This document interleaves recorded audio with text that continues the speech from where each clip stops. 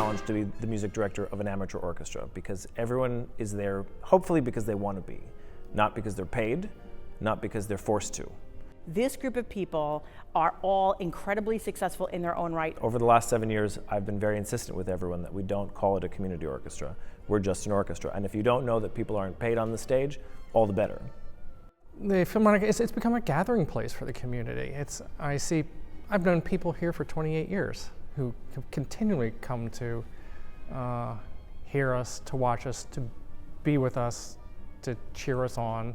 We draw people from far and wide, from all kinds of different backgrounds, personal backgrounds and professional backgrounds. Music just covers like all of those boundaries. I'm close to people that I never would have been close to but for music, and I've met people that I never would have met but for music. We come together and everyone is doing it just for the joy that playing brings them. Everyone in the orchestra has another life outside of the orchestra. Some people are teachers and they're up at 5 in the morning. Some people are lawyers and doctors and everything in between. During the day, I'm an attorney. I'm a retired Air Force flight nurse, a lieutenant colonel. And I'm a physician. I repair and I sell violins. Right now, I'm a beekeeper. I'm also a violinist. And I play timpani in the orchestra. And I play the viola. I play the viola, and I'm a student at Rowan University studying biomedical engineering. I'm a professor of physics and acoustics at Stockton University. I'm a retired professor. I'm an anesthesiologist. And I was a professional musician in my previous life. In my former life, I was a chemical engineer. I'm an office equipment salesman by day, and I love playing the Philharmonic by night. I'm a lawyer and I play piccolo. I play percussion in the orchestra. And I play the viola. And I play trumpet in the Philharmonic.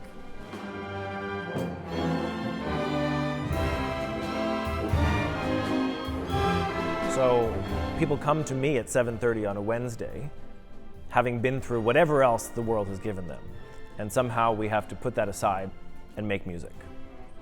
It was a stress reliever when I was working to come and just make music with everybody. Is this something I wait for every week? It is something that I can't live without. When my kids were born, I went to law school. And then somebody that was in this orchestra, they needed a drum set player. So I came in and I played that part with the orchestra, and it was the first time I had played in like 15 years or something like that. And that gave me the bug. Outside of the orchestra, I'm actually a music teacher, and I was asked to bring in my elementary school choirs to perform with the orchestra. And just seeing the excitement of the kids on stage with a live orchestra, and then all the families of those children getting to experience a live symphony orchestra. Even though we're a community orchestra, we're far beyond what any community orchestra in this area and probably throughout the nation could ever be. Music has been part of my life for as long as I can remember, and even though that is not my chosen career, it's something that I always wanted to continue doing for the rest of my life. And we get an opportunity to do something together, which is it's like a spiritual bond. We're actually doing something together and we're creating something together. It's a wonderful thing that music does for people. Having an orchestra like PSNJ to create community, good friends, people who encourage you as you're practicing and doing the music together has just been really wonderful. It's like family. Every year we just get more and more polished, and we still keep the enthusiasm. The orchestra has grown into a group far beyond what I inherited. One of the things that is truly special about the PSNJ is that right now is a time when arts groups are really struggling to stay afloat. And in that very critical climate for arts organizations, ours has managed to double the size of our orchestra, connect more with the community, and move forward. And we are so excited about what the future is going to bring. I hope to see the orchestra continue its growth. Continue to challenge musicians, to continue to bring people of all ages and backgrounds.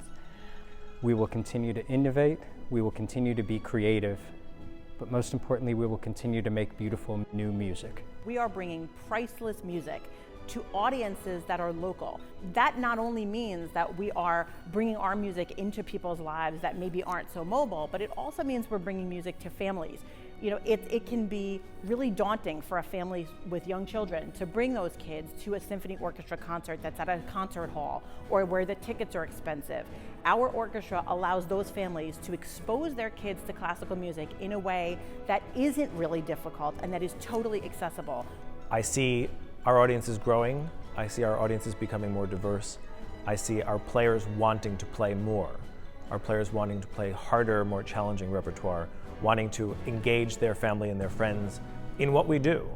And so nothing would make me happier than to see that continue.